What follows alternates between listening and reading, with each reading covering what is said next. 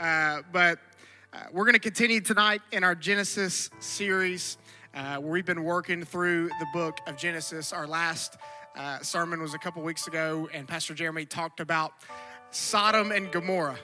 Come on, right? Preaches itself. You know, that's the text everybody likes to avoid when you read the Bible to your kids. You know, that's the one you skip over. But we've been kind of diving through up until chapter 11 was really the origin of the earth. It was how God formed everything, how he created everything. And it weaved into the ancestry of a man named Abraham.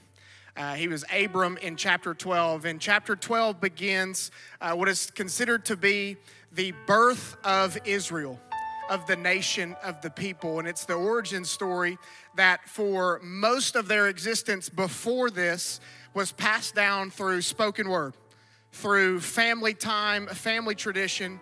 And so Moses is the writer of Genesis, and he pens Genesis to the Israelites who are in the wilderness and gives them a place to point back and remember all the things that God has done, all the ways he's provided, all the ways that he has come through. And so we have this man named Abraham. And Abraham is considered to be the father of faith. But for years, Abraham walked with a promise that he could not see. Because in Genesis chapter 12, God told him, I will make you a great nation. I will bless you, and I will make your name great. The problem was Abraham's wife, Sarah, was barren. And chapter 11 at the end let us know that little detail before we hit chapter 12. And so God promised something that in the natural looked impossible. It looked like it would never be obtainable. It looked like something that could never actually happen. And so we talked several weeks ago about how it took 25 years from Genesis chapter 12, when God spoke the promise, to Genesis chapter 21, when Isaac the son was born. Now, Abraham was 75 when God promised it, right? Come on, he was a seasoned saint at that point. And he was 100 years old when Isaac was born. Now listen, I'm 30. I can't imagine having a baby at 100, right? I'm 30 and my kids are knocking on my bedroom door at 9:30 at night and just standing outside the room until I open the door. You know what I'm saying? I can't imagine being 100 and having to navigate that season of life. And so we read in these kind of in-between chapters that Abraham and Sarah really got impatient with the promise and actually tried to somewhat force God's hand. And so we find that Abraham takes Hagar, who is Sarah's servant, and they have a son named Ishmael. And then what we talked about a couple weeks ago was Sodom and Gomorrah. We have God rescuing Lot and Abraham interceding on behalf of Sodom. And we watched how God judged wickedness and he protected righteousness. And that if the faith of Abraham, that if there were only 10 people that were righteous in the city, he would spare the whole city. And so we find that all through all of this, God has been faithful to Abraham.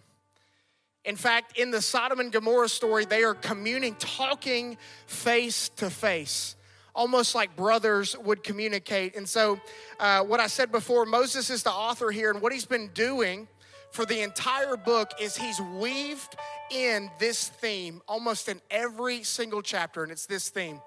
God, this God we're serving, this God that we're following in the wilderness, this God is trustworthy. And there are other gods and there are other religions and there are other forces in the earth, but this God we're following around in the wilderness, he is trustworthy.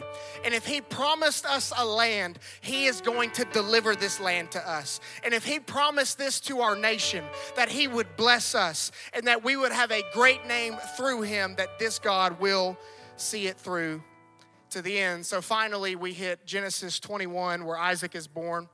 Abraham is 100, Sarah is 90, and it's the promise realized.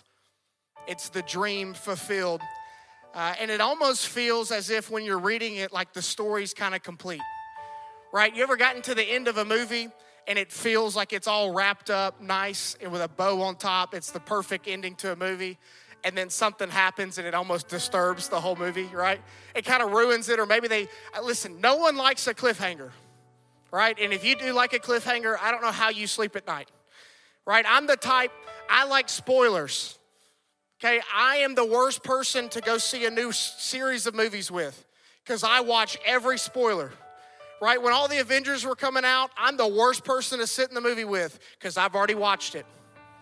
Right? I'm watching it in a different language with an English subtitle. I don't care. Like, I want to be spoiled, all right? I don't want to be anticipating in the movie what's about to happen. I would like to know. I like to know the end of a story. I don't enjoy that anticipation buildup. And so in Genesis 21, it almost feels like the perfect ending. That the promise has finally showed up, and the thing that God had said to Abraham was going to fully come to pass. But it's pretty interesting that when we flip the page and we turn to chapter 22, it almost feels like a complete disruption of what God spoke. If you open your Bible to Genesis chapter 22, it's where we're going to be at tonight.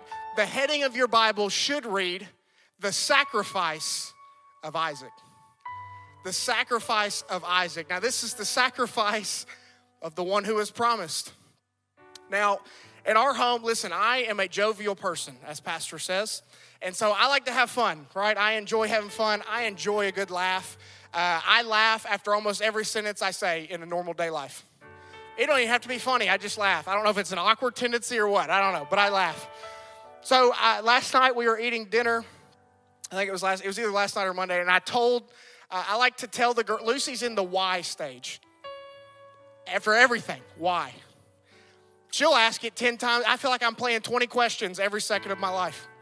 So she'll ask why. And so she asked at the dinner table if we were going to church. And of course, before I tried to get in front of it. I knew it was coming, so I just kind of jumped in front. And I said, "Lucy, I have to preach tomorrow.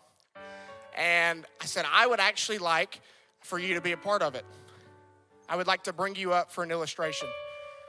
And so Sydney did not know what I was preaching.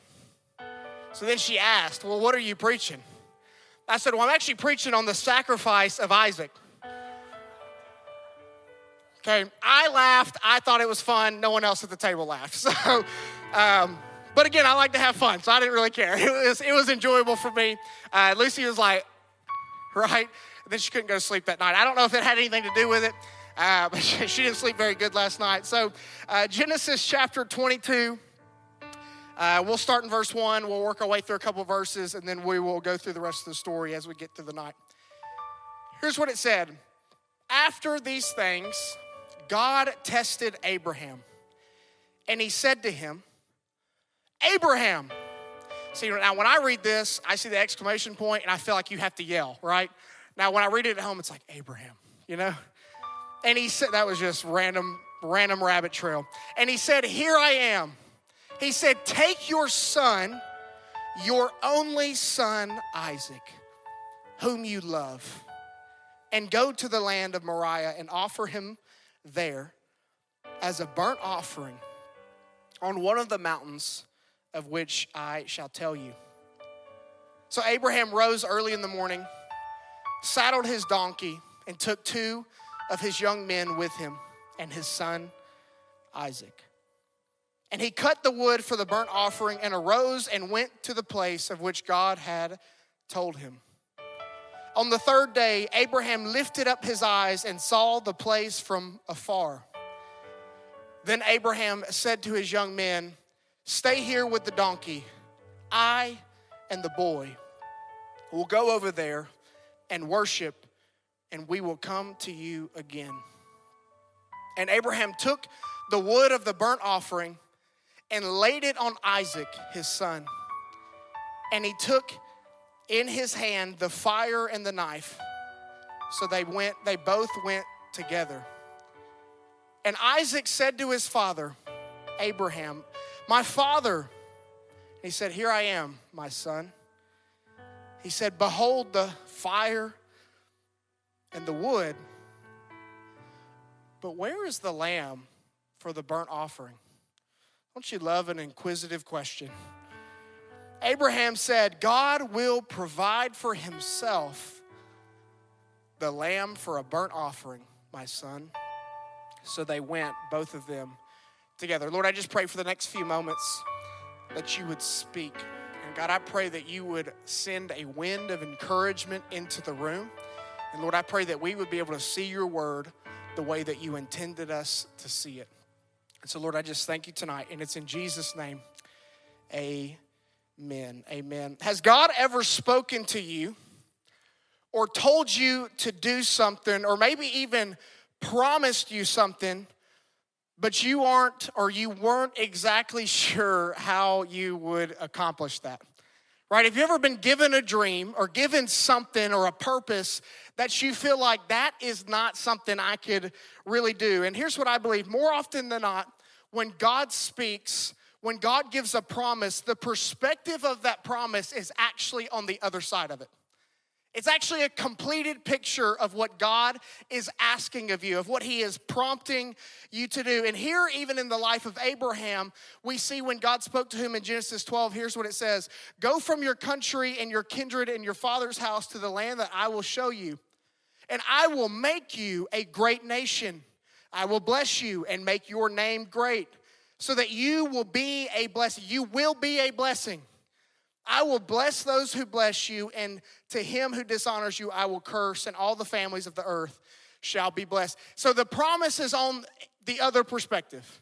It's on the other end. Here's how I would put it. The promise is the big picture. When God is speaking to him, he is giving him the big picture of what he is doing. So again, I just want to ask you, has God ever called you to something, or maybe shown something to you that he has for you, but all of the circumstances of your life and what you're navigating doesn't quite look like that thing is obtainable for you?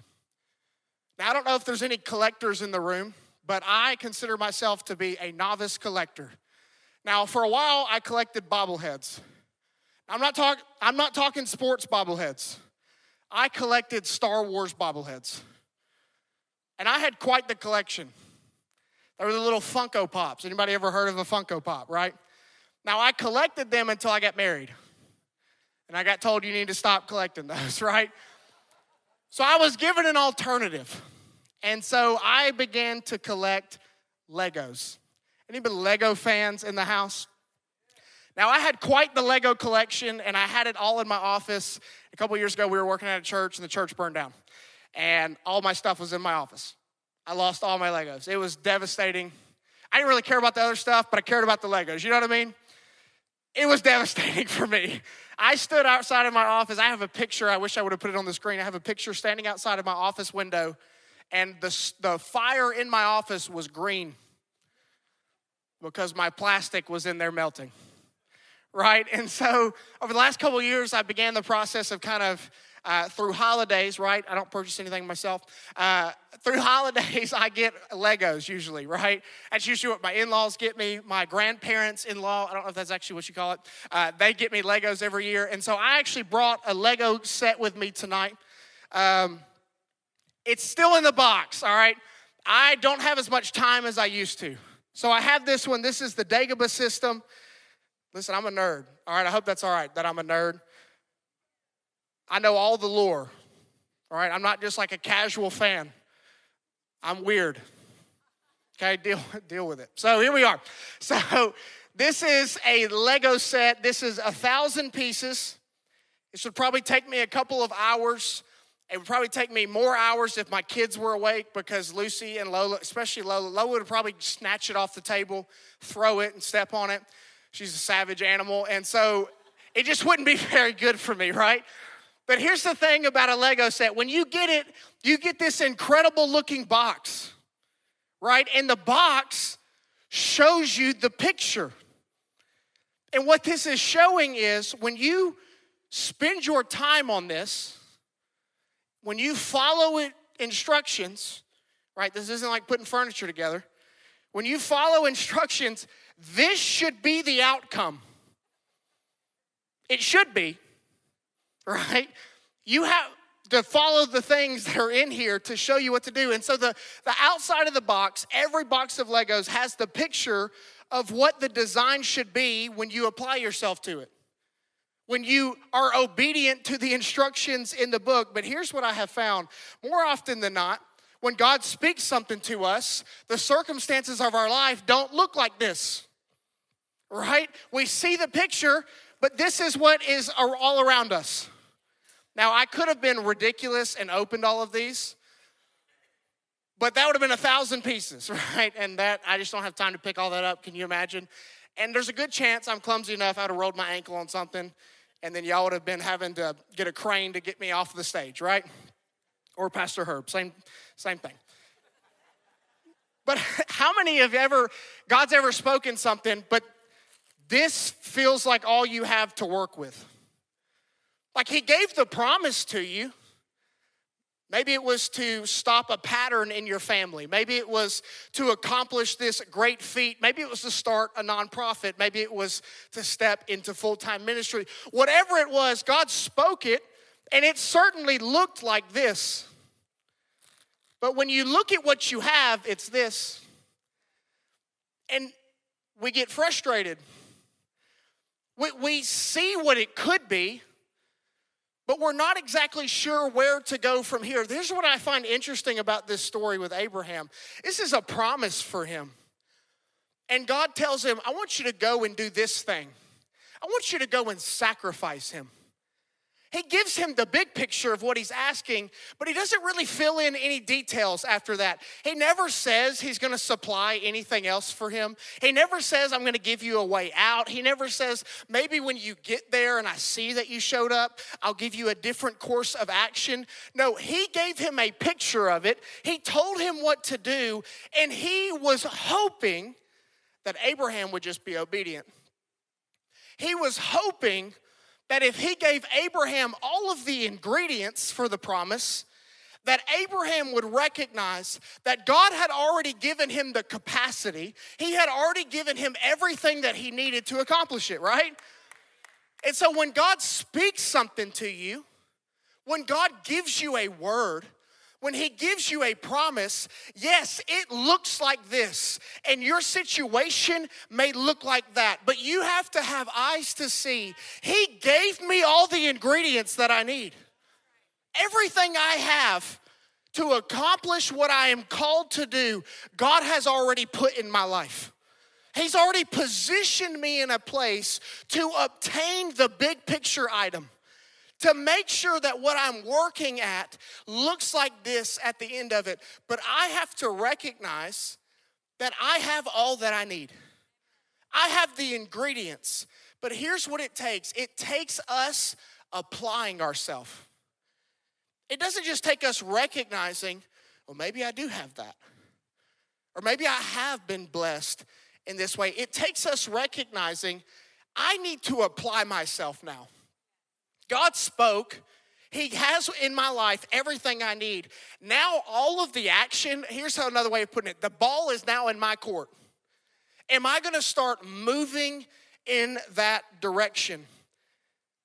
You know, there's this saying, and I'm sure if we're all being honest, we've probably said it at some point.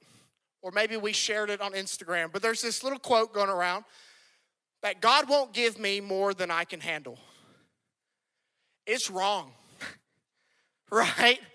Now, the Bible does say in Corinthians, Paul is writing, he says that God will not tempt me beyond what I can handle, but it doesn't say that he won't give me more than I can handle. And here's what I have found. More often than not, when God speaks something to us, there is a good probability that it's a lot bigger than you. There is a good probability that what God is asking of us far outweighs what I'm capable of. It far exceeds what my capacity actually is in my life. And so I have found that we have to recognize that, yes, it is bigger than me. But I have the ingredients. I do have a level of capacity that is uncommon to the rest of the earth. And now what I need to do is apply myself as diligently and with as much effort as possible so that I can see this thing come to fruition in my life. He's given me what I need. Again, when God speaks, we can see an end result, but we have to have eyes to see that we have all the ingredients that we need. But here's the thing. I have found that it's actually obedience that moves us in the right direction. It's in the obedience of stepping into what God has for me that I can actually start to see all the pieces come together.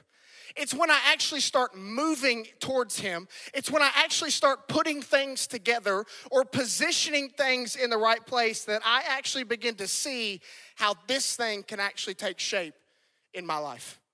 That I can actually start to, you ever gotten real close to seeing something happen and you're like, okay, well now I kind of get it.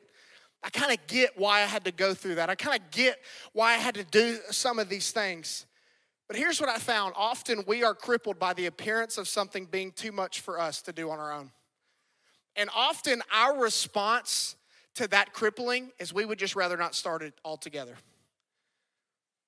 But when God speaks a word to us, all He asks us to do is be obedient.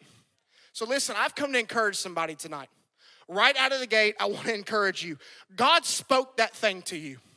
God gave you that promise. He gave you that word. He put that thing in your life, and there is a good chance, and if not a 100% chance, that that thing is bigger than you. And there is a probable chance in your life that it feels very daunting for you. But you have been called to be obedient, not to this, but to Him. And if I'm obedient to Him, He will supply everything that I need to accomplish this thing. But I have to walk in obedience. Here's the thing I've learned about obedience. It's not always fun. It's not always fun to be obedient. Because in our human nature, we enjoy rebellion. Isn't that what's good about Star Wars? Right? The rebel cause. And in our human nature, we can identify with that because it directly contradicts what God asks us to do. He's asking us to be obedient. And so we have to realize if I'll just start applying myself, if I'll just start giving effort, God will fill in what He needs to fill in. He'll do His end of the bargain. But I have to be a faithful steward with what He's put in my life.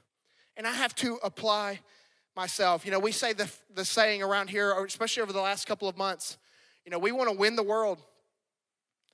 And the way that we phrase it around here is we want to raise hell, right? Listen, that is fun to say. I'll give it to you. I think that's the first time I said it on the microphone, right? Like we want to raise hell. Wait, we want to win the lost. We want to see revival fire hit our city. How do we do that?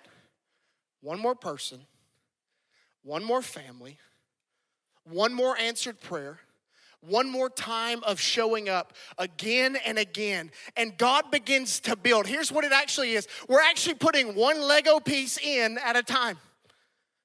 One piece at a time till we stack 1,000 and finish what He's put in front of us. We go one at a time. Here's what I'm believing for Cornerstone Hendersonville. I'm believing that we're going to be the most impactful church in that community. Because it's not a regional church, it's a community church. So how do we accomplish that? We serve one event at a time. We show up at everything that the city needs us to show up at, one at a time. I'm also believing we're going to be a hub for signs, wonders, and miracles in Sumner County. How do we do that? We pray one at a time, again and again and again and again and again. But I have to apply myself. I have to put effort into that. God will speak the promise. He'll give me the ingredients, but then I have to work myself into the equation.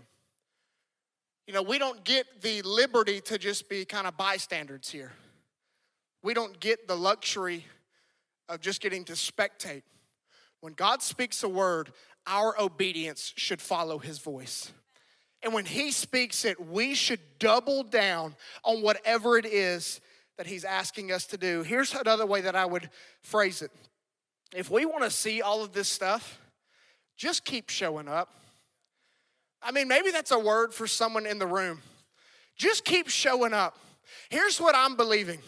I'm believing in the next 20 years that all of hell, that every demon and the devil himself, here's the thing he's going to say about Cornerstone. I don't know what to do with those people because they just keep showing up. I try to derail them. I try to knock them off course. I try to discourage them. I try to put their flame out. But my God, they just keep showing up. There is no quit in them. They just don't stop. That is what I'm believing for. But what does that take? It takes us applying ourselves, putting my effort in. Listen, I've not gotten the microphone in a month, so I might be a little something in me, you know what I'm saying? I'm about to knock Legos over there. But we have to realize God's given me what I need. But here's what I'm afraid of. I'm afraid that sometimes that we're too busy looking for the instruction booklet that's going to tell me every step of the process. Right, here's the good thing about this little booklet.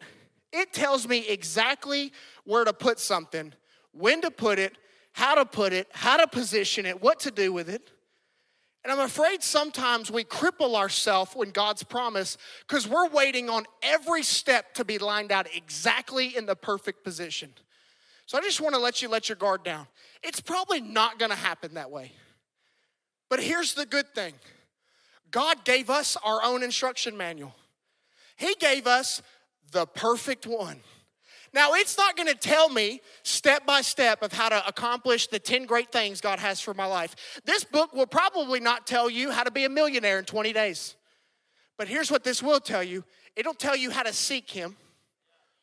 It'll also tell you how to find Him. And I don't know what Bible version you read, but mine tells me if I knock at the door, it'll be opened for me. And my Bible also tells me keep knocking and knock until it opens, which means I'm going to believe that every time I knock, it's going to open or I'm going to break hell down knocking on it, right? Here's what it also means. And the promise in this word is that this word is a lamp unto my feet. It's a light unto my path. And so if I'm being obedient and I'm walking towards Him, He will make the road rise up to meet my feet. He'll show me where to walk. It may not be step by step. He may not tell me who to call, how much money to take out, how much to do on this. But if I'll just be obedient and apply myself, He will show me the way. And what if the way is just finding Him at the end of the road? That's what we have been called to be obedient to. Not assignments, not just the thing that's in your life. We have been called to be obedient to Him and what He is asking of us. I'm going to wake my iPad up here because I keep walking away. Here's what it goes on to say. In Genesis 22, verse 9, it says, when they came to the place which God had told him, Abraham built the altar there. And he laid the wood in order, and he bound Isaac, his son, and laid him on the altar on top of the wood. Then Abraham reached out his hand and took the knife to slaughter his son. I mean, can you imagine the tension of this moment? But I want you to notice, since the moment Isaac spoke last, he's not said another word. He's not asked another question. But I find it interesting that if you actually open the original language, the Hebrew Bible, it is not titled the sacrifice of Isaac. In fact, the phrasing that it uses is akida. And akida actually means the binding of Isaac. And this is significant, but we'll miss it if we don't dive into the context. Because what it's actually speaking to, it's written in a way that doesn't just communicate the act of the sacrifice. It's actually written in such a way that it puts more emphasis on the fact that Abraham bound Isaac, that he tied him up. And scholars believe that this is twofold. The first thing that they believe it speaks to is Abraham's obedience, that he actually did what God had asked him to do. Now, think about it again.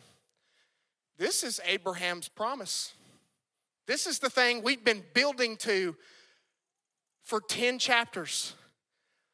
And God is asking him to give that thing up. This is everything that he's ever wanted.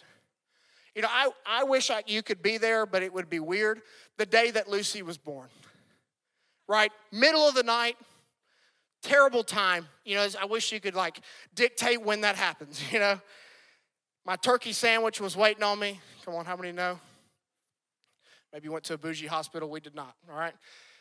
So I was in the room. Now, I know that there are modern technologies, modern whatever, and there are even things called birthing classes. We did not attend any of that. So just think of me, my jovial self, in this room. Lucy is born, and I'm like, I start crying. I'm like weeping in the room. I'm making sure Sydney's okay. And then I hear the nurse in the background, and she's like, all right, Dad, it's time to put the diaper on. And I kid you not, you can ask Sydney, I don't even know if she remembers it, she may not. I looked that nurse in the face and said, I ain't got a clue what I'm doing. And so they had to show me, terrible dad moment right there, right out of the gate. Not a hot start, all right? They had to show me how to do a diaper. I had in my life, 26 years of living at that point, I don't even think I ever even opened a diaper, besides the ones that I used to wear. You know what I'm saying? Just not my cup of tea, all right? And so then, they swaddle her. To this day, I ain't got a clue how to swaddle. All right, here's a blanket. All right, cover up. You know what I'm saying? Rugged, tough. So they hand me Lucy, and I remember, I wish I could fully describe it, but parents in the room, you know what I mean. When I looked down at Lucy and saw her face for the first time, like really got a good look at her, there was nothing like it. She was far better than I could have ever dreamed of. And looking at her little 7-pound, something ounce body, it far exceeded anything I could have ever prayed for. And so I can't really imagine what Abraham feels.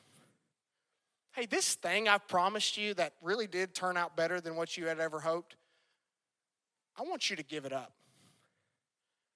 Not only do I want you to give it up, I want you to sacrifice it to me. I want you to lay this thing on the altar for me. This thing you've cared for and you've believed for, that you and Sarah prayed for and longed for, I want you to place it on the altar and get rid of it. Now, if you read the Bible like me, I read this and I'm like, how in the world could you give your son? You would have to pry my kids out of my cold, clammy hands that are dead with no pulse. How in the world could you give up your son? And I find it interesting the way that God even spoke to Abraham. He said, take your son, your only son, Isaac. And in Hebrew, the phrasing there for your only son is very interesting. It means a uniqueness. It means a precious love that Abraham had towards Isaac. And in all of the Bible, there is actually only one other instance where this type of phrasing is used. And it's when Jesus is baptized. And the voice of God speaks and says, this is my beloved son, in who I am well pleased. And so we get this picture, this bond, it's not like other bonds. This commitment of Abraham to Isaac and Isaac to Abraham, it's unmatched in the earth at that time. And there is nothing that can ever really articulate the kind of love that he has for him. And so again, I read this and I'm like, how in the world could you give up your son? Well, here's why. Abraham understood this biblical value. And around here, we're biblically mature, right? So here's what he understood. Pastor Jeremy already said it. He spoiled my notes. Everything I have belongs to the Lord. See, Abraham understood this because he had watched God do things in his life over the last 25 years. He had watched God come through time and time again. He had watched God deliver him. And so he understood this. Everything I have, everything in my life ultimately belongs to the Lord. He's entrusted me with it. He's given it to me to steward over it. But everything I have belongs to him. And my only response is if he's asking for it, I need to be obedient and give it to him. That this thing that he is allowing me to steward, if he asks for it, God, it's yours in the first place. Now, this is a level of obedience that is really only formed when we understand that God's provision is on the other side of what I give up. That his provision over my life, him supplying my need, is on the other side of my ability to let stuff go. Here's what I want to tell you tonight. My ability to let things go is what opens the door for provision to actually show up. If I want provision to show up, I need to hold everything loosely and trust that this God is actually going to come through. But I think sometimes we cling too often to security and certainty. We want to know it's a done deal. I want to know that the finish line is right there before I ever let something go. But if we are going to lay a hold of this thing, we're going to have to realize I've got to let some of this go too. And if I really want to lay a hold of everything God has for me, it belongs to him anyways. So my ability to see I have to let things go opens the door for God to come through on that thing in the first place. But even more so, it speaks to the submission of the son Isaac.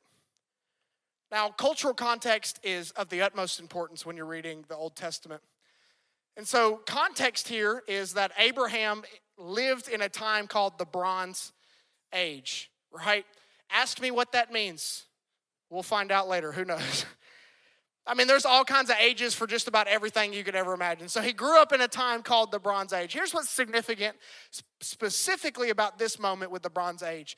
There were multiple religions at that time that practiced human sacrifice. That was their way of appeasing, bringing peace from their gods. And in particular, there were several of them that didn't just practice human sacrifice, they practiced the sacrifice of their own kids. And so Isaac would have recognized there is no lamb on the way up this mountain with us.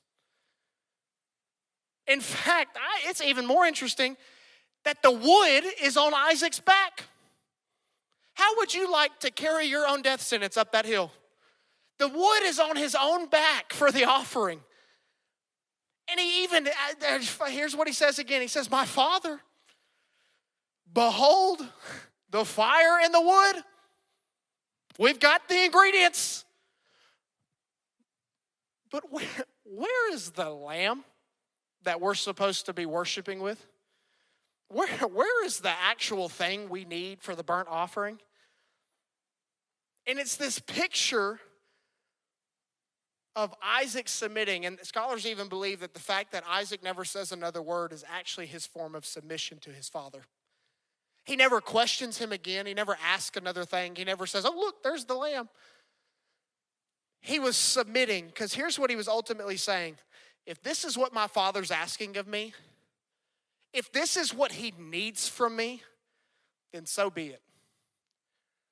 If this is what is required of me to do in this moment so that my father knows that I'm with him, so be it. If I have to give myself up for this, so be it.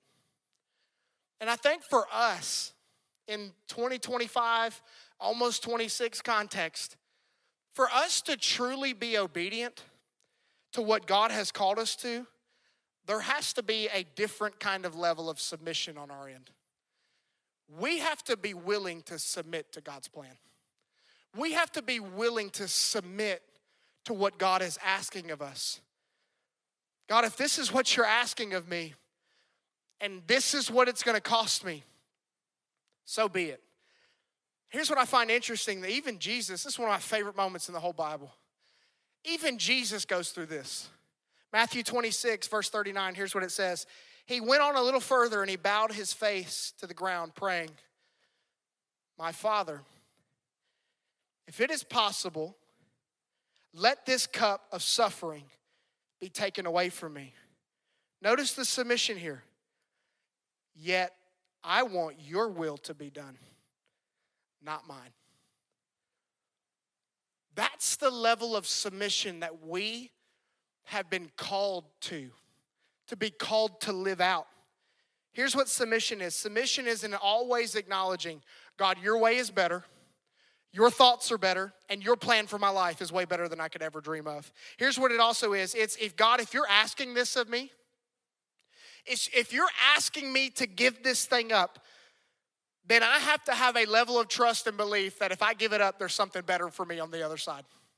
That as good as this thing gets, as fulfilling as this thing is, if you're asking me for it, then there's something better for me out there. And I may not see it as soon as I let go. It may be a whole season or 5 seasons of going through mud to get what you have for me. But if you're asking, I submit. I submit. I give it over to you. Worship team, come join me. Here's what it goes on to say, Genesis 22, verse 11. But the angel of the Lord called to him from heaven and said, Abraham, Abraham. And he said, here I am. He said, do not lay your hand on the boy or do anything to him. I mean, come on. Can you imagine Isaac's relief? Thank God, right? Thank God this is not happening. For I know that you fear God, seeing you have not withheld your son, your only son, from me. And Abraham lifted up his eyes and looked, and behold, behind him was a ram caught in the thicket by his horns. And Abraham went and took the ram and offered it up as a burnt offering instead of his son. I meant to say this at the beginning. I titled my sermon tonight, In the Thick of It. Thank you to the 3 people that laughed at that. Get it? Thicket, in the thick of it. Again, I like to have fun. You know, I'm afraid sometimes that in our submission, that we can get so fixated on the thing that we're doing, that our eyes can be so hyper-focused on the thing that we're laboring over and that we're putting our hands to.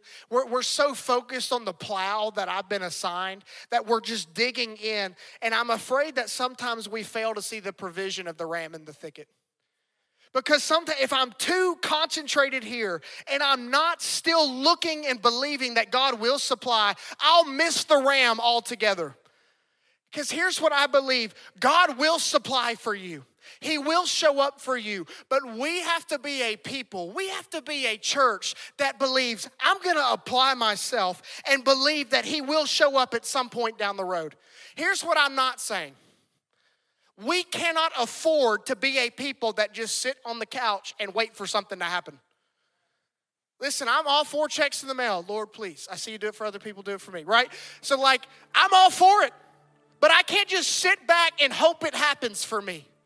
What I have to do is, God, this is where you've put me. This is the ground you've assigned me to. This is the region you've placed me in. These are the cities you have entrusted to us. And so, God, I'm going to work myself to the bone, believing that you're going to come through on this thing. But I'm also going to have eyes to see that as I apply myself and I outwork everyone around me, at some point I'm going to look up and rams are going to pop up in the thickets around me. That there are going to be pockets all around me, that as I work hard, that as I have a superior work ethic, that God will show up in ways I couldn't ever dream of Him showing up. But we can't get so hyper fixated that we don't ever look for God's supernatural hand in our life. We don't serve a God like other gods. He is not just this bystander waiting in the wings for us to show up into heaven. He is active and He is committed to us. So He will come through. So we have to be a people that believe His word and believe when He says He'll supply, that He will do it. You know, it's interesting to me that to this point, Abraham and God have spoken directly 8 different times. God has called to him 8 times. This is the only one he had to say his name twice. Come on, we're the stubborn folk in the room. He had to yell his name twice. Not once, not Abraham. Hey, Abraham, Abraham, don't lay a hand on the boy.